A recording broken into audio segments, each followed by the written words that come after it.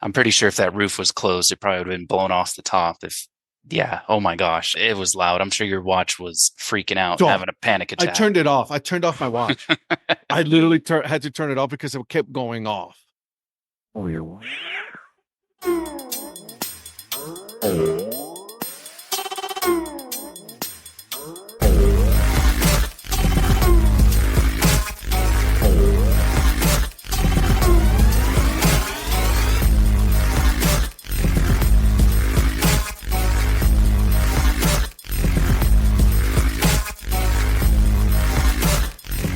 All right. Well, I want to welcome you guys to yet another episode of the Dad Hat Chronicles. I'm giving you guys a special edition episode here. I'm calling it the Caribbean Baseball Series. Let me tell you guys, at least for me, I was excited to do this. This was like it happened like out of nowhere. My wife goes like, I know you've been wanting to go. Why don't you do it? Look at flights and all that. And I'll tell you guys the story. But first I want to introduce you guys to my guest, my good friend, Zach Beeson, who, by the way, who also was there during the Caribbean Baseball Series. I'm going to talk to you, my friend, because you were there longer than I was. I was only there like literally one night. No joke. That was it, one night. So, but first of all, man, how are you doing, man? Thank you for coming on the podcast, dude. Appreciate it. Thank you for having me and glad to be here. I'm doing great and love baseball and glad to see college baseball and MLB getting ready to start up soon. You know, something that I give you credit for this to anybody that would that listens to me is, you know, when everybody they say, oh, baseball season's over or baseball season hasn't started, you're the one that says, what are you talking about? There's plenty of baseball going on throughout the years, right? The winter baseball series, which to your credit, and it is extremely correct because you know, like in my homeland of Puerto Rico, we got the Roberto Clemente, series, season. So I love it when people like other than myself, right, who lived there and all that and was born there, are noticing those leagues and are like, yeah, you guys got to pay attention to these leagues because there's like some legit Major League Baseball players going on there. Exactly. I agree. And the way I look at it is the game we went to the other night, Venezuela winning. I mean, all these Well, podcasts and stuff talk about these summer collegiate teams or low A ball teams. Tell me which of those teams are going to beat that Venezuelan team. I can't think of any. not one. We were literally talking about it when we met, and like these two teams were stacked. Yeah. Like, listen, as a Puerto Rican, representative, representing my country, I was like, Puerto Rican had no chance. Like these two teams were like legit good from pitching to catching to hitting, the fielding, everything was like major league level ready. Like these guys were like on point. I mean, you got some major league players, right? You know, Robinson Cano and all these other players. So listen, I digress. Let's just get back to talk to me like you're thinking about like how did it happen for you, like what was your thinking about, all right, let me plan this out and actually do this, because it took a little bit of planning, right? It did initially. So, I mean, to kind of go back a couple years with the Caribbean series, I didn't know what it was until about 2015, 2016, because I was kind of in that lull like everybody else, like, oh, I miss baseball. It's cold. It's terrible here. I want baseball to come back. And I just remember flipping through. I had Sling TV at the time. Mm-hmm. And for some reason, I had the ESPN Deportes channel. Yep. And they were playing the Caribbean series. And I was like, what is this? It says en vivo, which means live at the top. So like they're actually playing games. So what is this? And so I start doing background research and I was like, oh, so there's baseball going on from the last out of the World Series to the first pitch of essentially the college baseball season. Mm-hmm. And so delve in, doing my research, been watching over years. I've always had the desire to go after learning about it. If anybody ever saw my profile on Baseball Bucket, they would know like Zach's always wanted to go to this. Yep. And then so when it came time for them to say, hey, we're doing this in Miami, I thought, well, that's a lot easier to get to than the Dominican Republic Yeah, or it is. the west coast of Mexico or, even Puerto Rico. I thought, man, I hope that's doable. And so I kind of made it as a birthday gift to myself since my birthday is coming up to the end of the month. And lo and behold, doing internet research, found a round trip ticket out of Cincinnati to Miami for $78 round trip. Shut up, dude. Yeah. Use my hotel points so I didn't have to pay for lodging and Made it happen. So first of all, and then so jealous that it's like $78. Like I paid $200 and something Oh because gosh. it was like, but it was last minute though, right? Like I mean, I did it like I flew out Friday, I booked my ticket Monday. You know what I mean? Like Mhm. that's how late I did it. But anyways, but for those of you that don't know, right? The Caribbean Baseball Series is a series of a number of winter leagues that get together at the end of their respective seasons, right? So Puerto Rico, the Dominican Republic, Venezuela, usually Colombia's in it, Cuba. Those are the two countries that weren't there. We were both pretty pissed off about that weren't there, right? But they all play their regular winter league season, and then the winner of that league will go ahead and represent their country in what is called the Caribbean Baseball Series, right? So for Puerto Rico, it was Los Criollos de Caguas. Then you have Los Leones. You had, usually like, for like Mexico, Los Tomateros or Los Federales, whatever, right? So like Curacao was an interesting one because I was not aware of what the Curacao series was, which was, you said it was a week long tournament, correct? Yeah, they played a week-long tournament right before Christmas, and whoever won that was the team that gets to go to the Caribbean Series. And Which it was is the team wild. called the Curacao Suns, Yep. was the name of the team, and they gifted the opportunity to represent Curacao. And let me tell you, dude, they played. They played. They beat Puerto Rico. Like, I mean, they played. They balled out, bro. That was a crazy team. So, I mean, you had Didi Gregorius in that team, for God's sakes. Like, I mean, this is how, like, Jerks and Profar. dude, Jerks and Profar, like, I mean, unreal. So you $78, like you found for $78, you got your hotel, and you're like, all right, I'm gonna go for the semifinals and the finals, right? Why? Like just you just specifically chose that time, or is it because you had that during that time of period, or you wanted to get, like to get to the cream of the crop teams? So if it was up to me, I would have gone to the entire tournament and gone to Me every too. single game they played, but my work schedule, I wasn't able to. Mm. For example, the game we went to that day, I was on my laptop working. And so, I mean, there's work to be done, but thankfully I'm able to work remotely at times. And so that's how that worked out. And so that's just scheduling is all it was really. And so that's why I was only able to go to the semifinal and the finals. Gotcha. So talk to me about it, right? So you get there. What did you do? Like, did you go around town? Like, what did you do? So I got off the plane, and the first thing I wanted to do, because it was about lunchtime when the plane got there, is I was hungry and I wanted Cuban food because all I ever hear about is Miami is basically little Cuba. That's all the Cubans' food. And so I went straight to La Carreta, which was recommendation given by a comedian, Gabriel Iglesias. Mm-hmm. And so I went to La Carreta, had me a Cuban sandwich with some tostones, Oh enjoyed, man.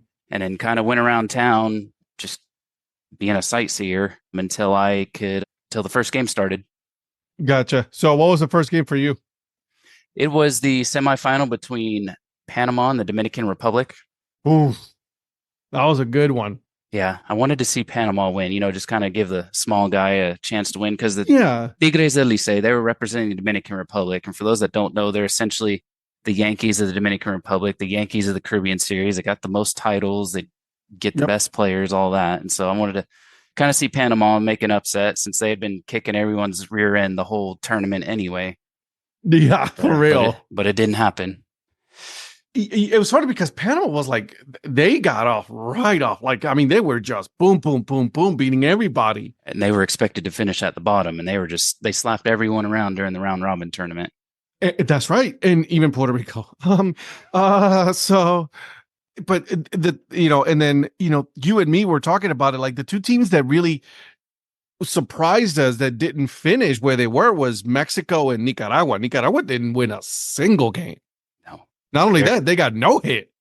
their pitching didn't do them any favors. No, they didn't. No, not at all. Which is kind of like upsetting. So it was a little disappointing. So okay, so you watched the Dominican Republic, which by the way, we're going to talk about the Dominican Republic team because we got to do something extremely cool that Hell we yeah. both did not expect that we were going to do. So that was like off the charts. So that was awesome. All right, so you went to that game, or what was the other semifinal games for you then? It was the Venezuela and And Curacao. Well, that's how. Yeah, that's right. How was that game?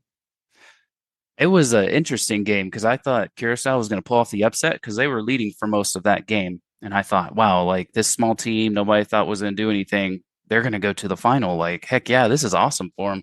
Mhm. But then, similar to Panama or similar to Nicaragua, their pitching didn't do them any favors in the late stretches of the game. They gave it too many runs, and that's where that went. And there was a lot of Venezuelans at that game, kind of like the final that we went to. So they had the crowd behind them cheering on Venezuela. So that helped. I think that helped them a lot. Venezuela was what, 80-20? Yeah. Like it was insanity. The amount of people that were there Yeah. from Venezuela was absolutely wild. They moved like the whole city of La Guaira to Boom. Miami, and geez. It was right there. It's like the whole country was just like right there. We're going down to Miami, and here's where we are. Not only that, but it was like pandemonium. It was absolutely loud. Oh, Like geez. I wear an Apple Watch, right? And then I have the loud decibel thing to notify me if it was too loud. It kept going off every 5 minutes. Like that's how loud this place was. Not only that, the roof was open. Thank So, goodness. Or we wouldn't right? have heard of anything. No, like I've never seen it. It's like for those of you that says like, Major League Baseball, right? Like, that's a great experience. So like, playoffs and World Series. That's an absolute wonderful experience. I can't take that away from that because I've experienced that, right? I've been to a World Series game with Cleveland and it was awesome and I loved it. But I'll be honest with you, it just the Caribbean series, like what's a heads and shoulders way, way better. Like the experience wise, the energy when it comes to baseball game. I don't know if you felt that way, but that's how I felt. I did. It was just an amazing energy. And we think for the Caribbean series, they made it a rule this year that they got rid of the pitch clock. And it did not felt like I was there for 3.5 hours. Felt like I was there for 10 minutes. And it was just a blast. Right. And I'll explain to you guys a little bit here, right? So when during the game is, it's not like you see it here, right? Like you see a little bit of music, bump, bump, bump. No, none of that. It is from the very first moment that game is, you're doing the national anthems and all that. It is a party. It is literally a party the whole time. I mean, there's like instruments on there. Like I'm going to be putting some videos later on so that way you guys can see that. Like there was a parade going on with some instruments going around the ballpark. People had their guidos, their congas, and Yep. all this stuff. Like, and it was an absolute wonderful flags everywhere. Like, obviously the championship that you and me went to, it was Venezuela and the Dominican Republic. But I believe you were also keeping count of like how many hats from other countries and other teams you were seeing. Everything was represented there. Like, and it was amazing. I agree. I agree. Just man, what an energy and nothing. I don't think anything compares to that because I've been to Dodger Stadium, I've been to the Águilas de Mexicali, Mhm. and those felt similar, kind of party like atmospheres, but nothing like the Caribbean series. I mean, that's just wow. I like yesterday. I was actually today. I mean, I was walking in work and I was just like, man, I just want to go to a ball game right now because I'm So do still I. hyped from being in Miami. Like the energy was like I could not go to sleep. I think I went to bed like probably around 1 o'clock to wake up super early to go to the airport, but I could not go to sleep because I was like so hyped up from all of this energy. Oh yeah. And not only that, guys, not only that, but I gotta talk about the food there. The food was amazing. Obviously I got there and he was this was supposed to be the plan for me. Okay. The plan for me was I was going to go there early in the morning. I found the flight that was like super early. I was going to Uber there to that area, like, and then just walk around, do some sightseeing like you were planning on doing and all that. Right. And then eventually make it to the ballpark and then hang out. And like I invited my uncle, like, hey, you want to come, it'll be awesome because he lives on there. Right. And his team, which is team the Dominican Republic. That was his country, right? He's from the Dominican. So I was like, perfect, let's go. Hopefully, by the time I was planning, I was like, hopefully Puerto Rico and Dominican Republic would play. That didn't happen. So I was like, oh, well, right? So, but I got yelled at by my aunt. She was like, no, you're going to come over here. You're going to stay with us. And I'm taking you to lunch. I'm like, all right. My bad, TT. Sorry about Yeah, that. gotta Uh, respect the yeah, you gotta respect you. Like I told my wife, I was like, I just feel like I just got yelled at, which is hilarious. And I told her that I was like, TT, I think you were yelling at me, and I was like a little scared. I'm not gonna lie. But it was awesome, right? Because they took me to a Puerto Rican restaurant. We had some good food. We had some mofongo, some carne frita, and you know what I mean. You gotta have some Puerto Rican food, or at least some kind of like Hispanic food when you're in Miami, right? Oh, I agree. That's why I had Cuban food, I had Venezuelan food, I had Puerto Rican food. You were like you took full advantage and you embraced what it with what the Caribbean series is like, and that's what I was telling my wife. I was like, man, this dude really did do it right. Like, I mean, you embraced the Caribbean series. Like, you embraced the food, the people. I gotta tell you, I don't know if my uncle told you this, but my uncle on the way back to the house, he was like, his Spanish is very good. So he was You. very impressed by you. So just so you know, like I was like, good for him. I was like, and I told him how many ballparks you've been to, and he was like massively impressed by that. I I don't know if appreciate it. I don't know if he told you this, so I'll tell the story now. Right, his cousin, my uncle's cousin, is one of the directors for the Dominican team there. So he goes to he tells us like, hey, he's here. I don't know if he can do this, but I'm going to try. They have a suite at the ballpark. And I'm like, no way. He was like, I'm telling you. I was like, all right, so let's go. So you and me were walking with him, and he goes, he's sending him an IM. He's like, I don't have his phone number, but I have he was messaging through Facebook. Right. And you and me, we find ourselves inside of the suite with the president of the team, the owner of the team, the director of the team. And we're like, Sitting in a luxury suite with the Tigres del Licey in the final of the Caribbean series, like my mind is still blown. Like that happened. it was insane, dude. And the picture that you took of the rings Oh, was championship awesome. rings. Oh, yes. Dude, these were massive rings. Oh, yeah. I've never been that close to a Major League Baseball ring. And so, like, I've seen Dominican rings, like, almost touched them. I didn't want to, I felt like I would turn into Yeah. dust if I touched them. Like, It was I couldn't I just couldn't believe it. I mean, it was just like, we're here. We are in a luxury suite, which by the way was like, and then we were watching it there and it was still loud. We were indoors and it was still super loud. yeah. Like my ears were still ringing for a while. Yeah, me too. And it just, to think like, because those luxury suites for the Caribbean Series finals were pushing somewhere between $18,000 and $25,000 just for the game.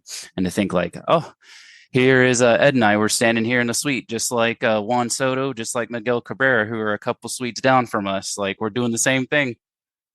Juan Soto there, right? Like, I mean, he wasn't playing. He was like, oh, I'm here. Miggy, right? Like, I mean, the one bunch of players from the Miami Marlins were there. I mean, it was like, this is it, right? Like, I mean, this is like, when for me, I automatically call it like the beginning of my baseball season is the Caribbean series. That's when the season officially starts for me, because the Puerto Rican series is still it goes on in December and all that. So I count it as, ending the season. But this thing was absolute wonderful. We had some arepas in at the ballpark. And then you're like, you gotta try it, dude. You gotta. I was like, all right, let's go get some, because I was starving. And Venezuelan style arepas. Arepas. Wow.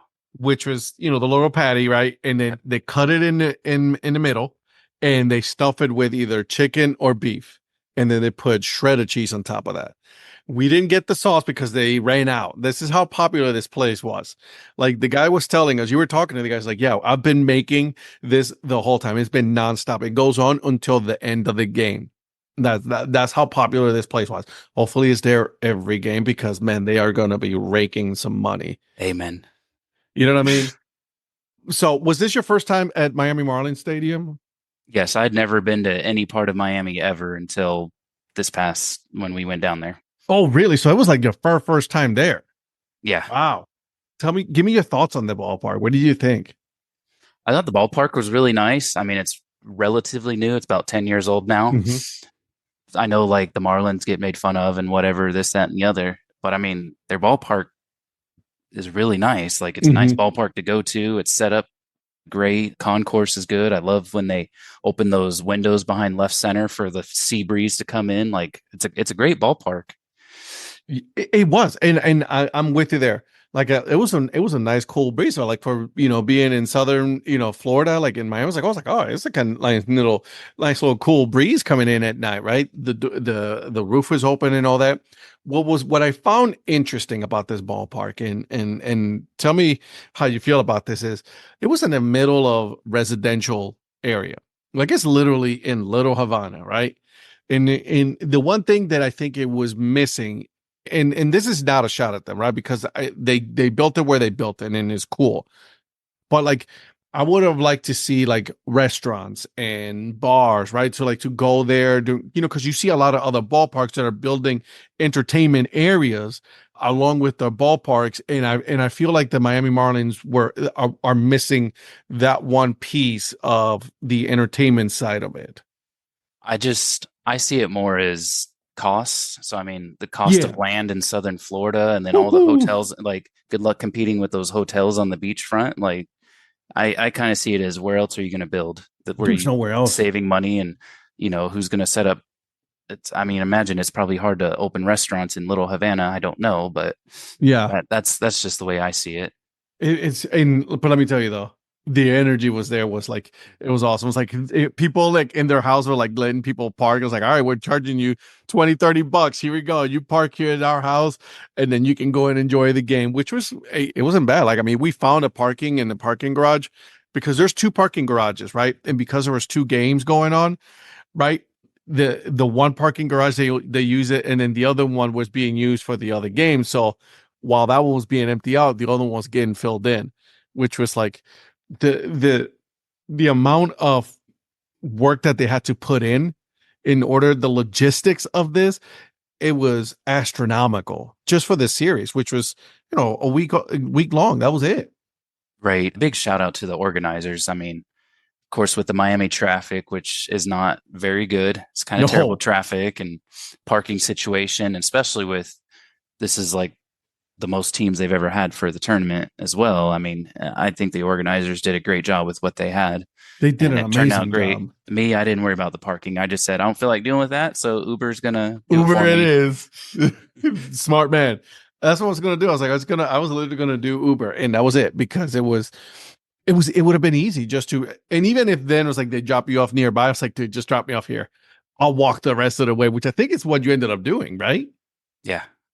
Yeah, because the traffic was so bad, couldn't even move. And I was like, you know what? The ballpark is right there. You don't have to drop me off at the front door of the stadium. I'll just get out here, and I need the exercise anyway. So it's okay, man. Keep the money. You're good. So we're there. We're like, we're in the suite. We're looking at the rings, or massive rings. Which, by the way, the guy who had the rings was very impressed by you as well, at the number of ballparks that you've been to. Thank you. Yeah, he was like, "Are you serious?" And I could hear the conversation my uncle's having. He was like, "Yeah, like that's how many ballparks this guy has been to." And he goes like, "That's impressive." So good, you made an impression on the director of the Tigres that night. So Appreciate it. I still need to get to a Tigres Elise game. there you go. So we decided at that point. I was like, all right, let's not overstay our welcome. We go back to our seats, they weren't bad either. Like, funny enough, we both sat in the same, we bought tickets in the same section. We didn't even know we did that. So section 312, shout out to section 312 there. So we go back, we sit down, and we're watching, and my uncle's like, this is not looking good. So I'm looking at you, and I'm like, it's not looking good for the Dominican Republic. The Venezuelan team was the better team. I mean, I hate to say it, but they were. Like, I mean, that was like we were talking, it was a loaded team, and they were playing. Yeah, I agree. They were making plays. They were getting hits with 2 outs. They weren't swinging at bad pitches, because you can see the Dominican Republic, they were doing that early on. They were swinging at bad pitches, trying to hit it to the ocean, and it didn't work out for them. They were forcing it. Yep. That's what they were doing. They were forcing the whole thing. It was like they were trying to hit home runs, like you said. They were trying to hit it to the beach.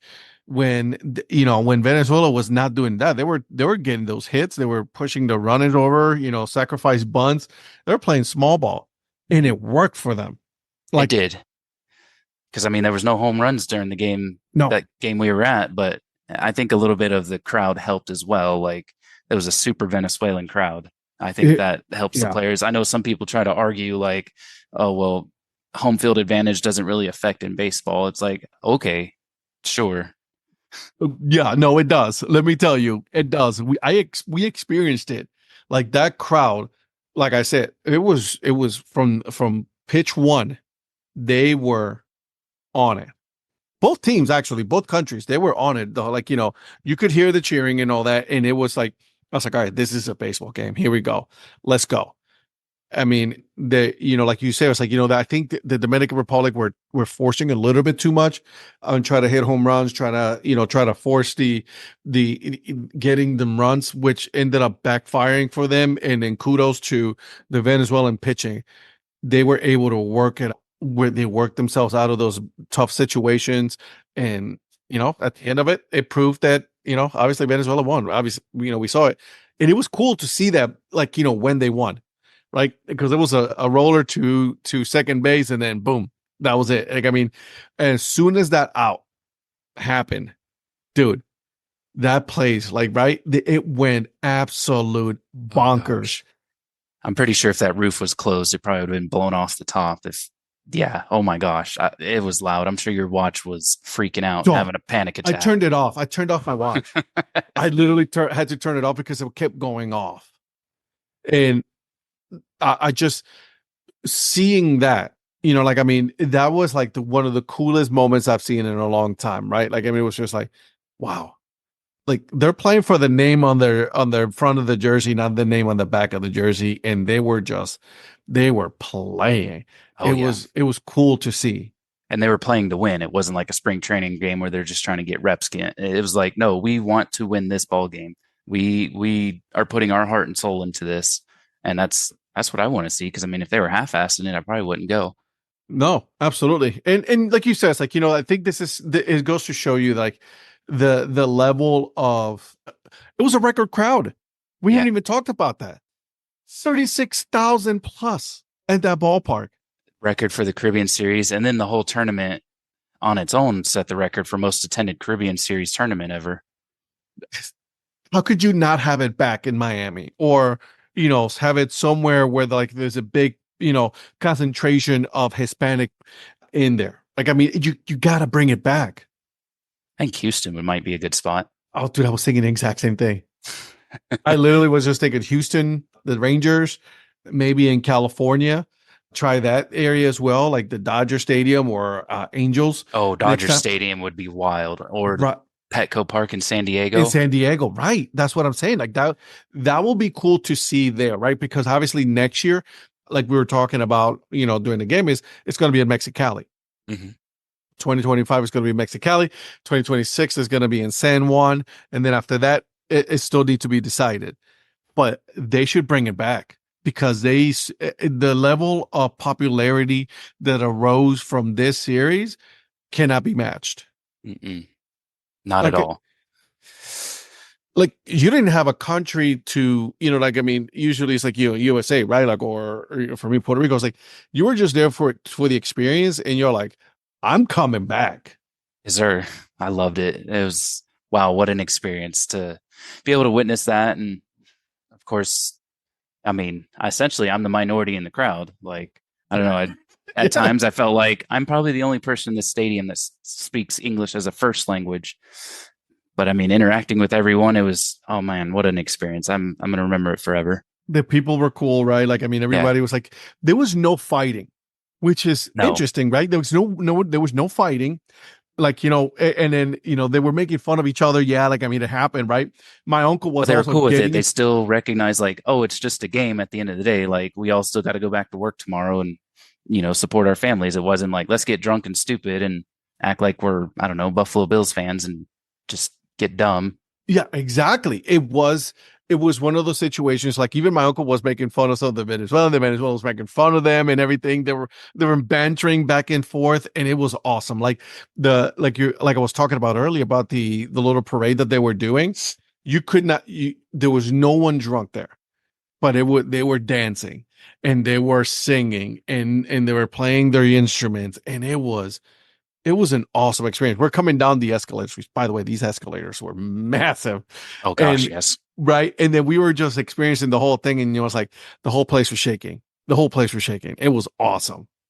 Yeah. Oh my goodness. It was so cool to that big old band. And I remember we went the opposite way because it's like, we're not going to make it through that parade to get out the doors. No. And it was, I mean, they're celebrating. They're happy. Like people are happy, like acting like that after a baseball game. I was like, that's what I put on social media too. I was like, Latino baseball crowds, like that's my spirit animal. Cause That's like my spirit animal. I need more of that. Like I need my fellow Americans to be excited about their ball team winning a game like that. You know, that's what I want to see. And so it was really cool to do that. And then an interesting thing is, so you and your uncle had left, Yep. but I stayed to watch the trophy presentation, which was pretty cool. And then to promote the Caribbean Series next year in Mexicali, what they did is they put a mariachi band out there on the field, and they played a couple songs to kind of advertise, hey, this is going on in Mexico next year. And that was super cool to see as well. So got a That's little mariachi awesome. concert at the end. That's pretty cool. And I got to take a picture with the trophy too. With that, this thing was massive. Oh yeah, goodness. Yeah, I that's was like, huge. holy mother of God. There was a couple of things that, and again, this is not to throw shade at the Caribbean Series or anything like that, because they did an absolute wonderful job. Like, I mean, the organizers did an absolute wonderful job. MC, she needed to tone it down. She needed to tone it down a little bit. The voice was just not going to happen for me. I'm sorry. Eric the peanut guy, if you're listening, don't be that. Don't be that, because it was not good. Like, it was like obnoxious loud. When you get to that decibel level of like obnoxiousness, that's what the level it was. But it could have been a little bit lower, and it would have been more enjoyable. Another thing that was a little bit disappointing is merchandise. Mhm. There was no, and you talked to this a little bit about this, but there was no actual, like the actual team, like the Tigres del Licey or the Criollos de Cagua. There was no actual merchandise for those specific teams. What they had was Caribbean Series, and then Team Puerto Rico or Team Dominican, Team Curacao, Team, Venezuela. That's what they had. Certain number of things, but mostly Caribbean Series merchandise. I didn't I didn't like that because I mean it almost felt like a World Baseball Classics shop instead of a Caribbean Series. So for your listeners that don't know, the Caribbean Series is similar to the Champions League. We talked about this earlier, where the winner of their league in their respective country represent that country. And so I would have preferred them to wear whatever club they play for.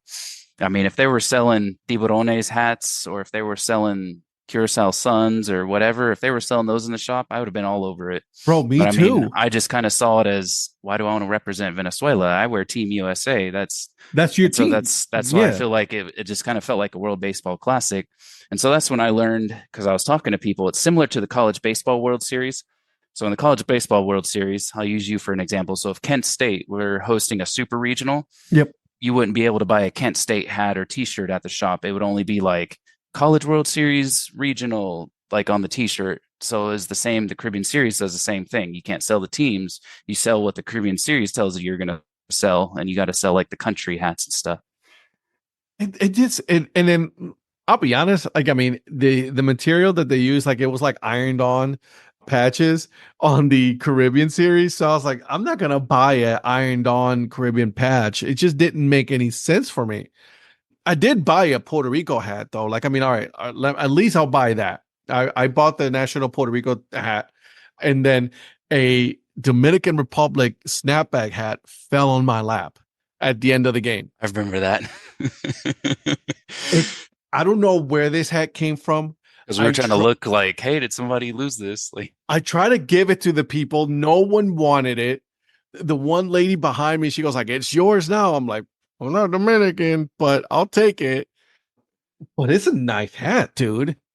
Like, I mean, I still have it here. Look at this thing. nice. Like, but it has the World Baseball Classic logo in the back, and then look at that, the bottom of the brim that has the Dominican Republic on it. So I was like, all right, I mean, I'll keep it. You know what I mean? But again, like, I wish I would have seen I would have been cool to see like the Sons of Curaçao. I would have bought a hat from there. Yeah, You know exactly. what I mean? Tigres del Licey. Like I would. That's what I wanted to see. And if there was a negative or something for them to work on, it was that. Amen. I agree.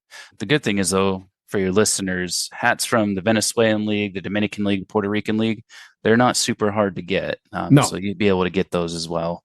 So that part's not bad. And then also the Mexican League, they'll ship to the U.S. The Summer League, Mexican League, they won't ship to the U.S., but the Mexican Pacific League that does participate in the Caribbean Series, they'll ship to the U.S. as well. and the good thing is because I saw the new era has some of the Mexico ones and all of that, so that was pretty cool. So I like I said, I'm a little disappointed in that. That's the one thing. Again, I'm, I want to do this again. I want to go back and I want to experience this again. I wish I would have been there longer because it was that cool of an experience that anybody should experience, no matter what. Like, I mean, they should experience that no matter what. I agree 100%. And so if people want to go to Mexicali next year, I mean, I went to a game there this past November, and so it's literally right across the border. So if you're kind of like, Mexico cartel is dangerous, then stay in Calexico, California. You can get a hotel room there, not far from San Diego, not far from Phoenix, and you can enjoy the Caribbean series. It'd be a great time, great opportunity to see what just a big Latino population looks like at a ball game. So, how was that experience for you? Like, going to Mexicali and seeing that. Like, I mean, that had to be cool, man. It was awesome. It The part that stunk is a lot of that stadium is cash only, Oh, and that's right. You I did didn't say have that. any You said, cash, and yeah. that part kind of sucked. So I didn't get to try as much food as I wanted to. Mhm. But the concessions are different. I mean, the crowd is different, but it was a blast. Had a blast. I'm gonna get to it's funny. Paul Caputo, literally texted me and says, like, "Hey, how was it?" And I told him like, dude, it was, you should have. I literally tried to tell him, dude, you got to come with me. I'm telling you, get your ticket. Let's go. We'll stay at the airport. We'll hang out, all night, and then we'll leave. Didn't do it, and he goes like, I wish I would have done it. Yeah, It's like, should have, man. and then he literally said to me the very next day when I was already home, he was like, "All right, so we going? Are we going for 2025?" I was like, "Are we going to Mexicali?" I'm like, "Yeah, I'm good. Let's go. I'm in." That's awesome. I also cry foul at the same time because I mean, Denver to Phoenix or Denver to San Diego is not a very expensive flight for him. So I know. I'm like, dude, you should have gone over to the East Coast. I mean, it was a pretty long trek. I'll give him that, right? yeah, But it was like, yeah, and to their defense too, I did say it kind of late. You know what I mean? It's like like I didn't give him too much of a fair. notice. So not a lot of people would have been able to do it, but it was something like my wife says, like you need to go do it. You go. You got to do this because Yeah. it was a cool experience, man. Yeah, my girlfriend was saying the same thing. It's just I mean, it's what you love to do, so why don't you do it instead of talking about it? And I was like, fine, then I will. And so I did. Fine. Lo and behold, we had a blast, and I would do this again in a heartbeat. I would do this all over again. So, uh, Absolutely. final thoughts on this, man, because obviously we both agree, anybody should do it and you guys should do it. Final thoughts on your whole experience for the Caribbean series overall. I will say for me personally, I think it's been a great blessing. Thank the Lord that I have had the opportunity to learn and know Spanish. Because I think without that, I probably wouldn't have cared. Like, oh, just a Hispanic crowd doing their baseball tournament and Yeah. just thought nothing of it. But I kind of see it as the experiences I've had in my life by knowing Spanish, the experiences, the opportunities have been afforded to me. I can't be grateful enough for that to be able to communicate with the people. I feel like it's my second culture, my adopted culture, if you will, Absolutely, dude. to be able to talk to people. And glad the compliments on the Spanish. I try to make it sound good because I mean my parents are white folk. I'm white American. My parents don't know Spanish. My parents don't know Spanish. I learned it, and so it's opened up so many doors and be able to experience something like that. I'm glad I know the language to interact with the people, which made it even 1,000 times better. I'll tell you this, dude. You killed it. For me to be able to have a conversation with you in Spanish was awesome, right? And your pronunciation is amazing. Like you were having a conversation with the guy at the arepa stand, which was awesome. You were trying to buy his hat, but he wouldn't sell it. So, you said you went there during the semifinals, you tried to do it. He didn't do it then. And then you tried it in the finals again. He still didn't do it. But I was like, all right, this is my dude trying. I respect that. I respect that a lot. Thank you. I appreciate it. And yeah, I encourage everybody, if you speak English, go attend the Caribbean series. It's a heck of an experience for your Spanish speakers. Tienen que asistir a la Serie del Caribe porque es muy divertido. And it's amazing. I'm going to end it with that because that was awesome. I'm going to go ahead and end it there. And yeah, I don't have anything else to say, guys. Like he said, go to the Caribbean series. If you ever had an opportunity to do it, do it. It is an experience. It is baseball at its purest and finest, like that you can look at it, like, it's a party. People are enjoying themselves. There's no fighting. Like, I didn't see any of that, which was amazing. Like usually you go to a major league game or a minor league game or anything, or any football games where you see fighting. There was no fighting here. Everybody was having fun. The food was amazing. The drinks were amazing. It was all awesome. So definitely I suggest that you guys do it. And then if you do, talk to my man, Zach. He'll give you some pointers of what to say, what to do, and where to go. Because obviously, like we said, in 2025, it'll be in Mexicali, and everybody should do that for sure. And then we'll leave it there, man. I mean, this was awesome, dude. Thank you so much, Zach, for doing this little special edition, Caribbean baseball series that'll recap for us because it was an experience. And let's do it again, my friend. I appreciate it. Thank you so much. Take care, mi hermano Boricua. Thank you, my friend. You guys, take care. I hope you guys enjoy that episode with my good friend Zach. I cannot say enough good things about this dude. He was awesome. We had an awesome time with my uncle, and then also with Zach. Guys, you guys have to go to a Caribbean baseball series, okay? I'm telling you, you will not regret it. So next year, 2025, like I've been saying this whole episode, Mexicali, 2026, it's going to be in San Juan, Puerto Rico. So you guys got to go out there, okay? Before I go, guys, make sure you guys go on to my Instagram channel, go to my YouTube channel. Make sure you guys are following me. I put videos every day, different content, and then I'll see you guys on the Dad Hat Chronicles Sports Show every Tuesday and Thursday nights, 9 p.m. Eastern time. All right, guys. Till then, keep on grinding and always support the minor leagues. See ya.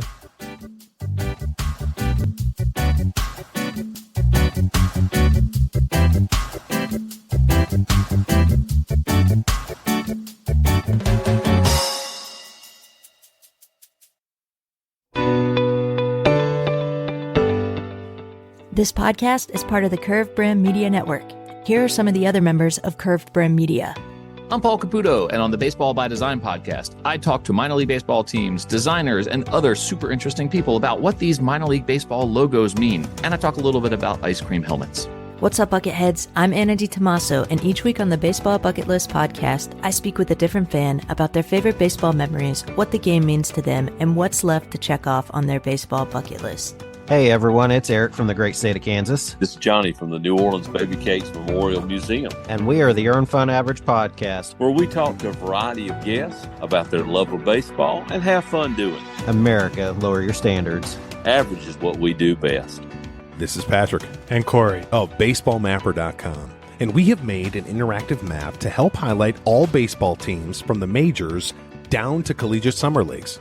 We want to bring you closer to baseball. So get on the site and find a team near you today.